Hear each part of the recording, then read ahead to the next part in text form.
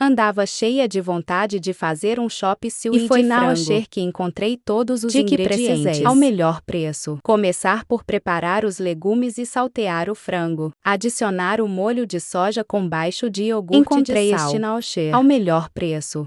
Na mesma frigideira, saltear a cebola, o pimento e a cenoura. Juntar mais um pouco de molho de Juntar soja, a couve chinesa, os rebentos de soja frescos e envolver. Finalizar com molho de ostra, essencial para dar o sabor característico deste também prato. Encontrei na Osher. E ficou tão bom.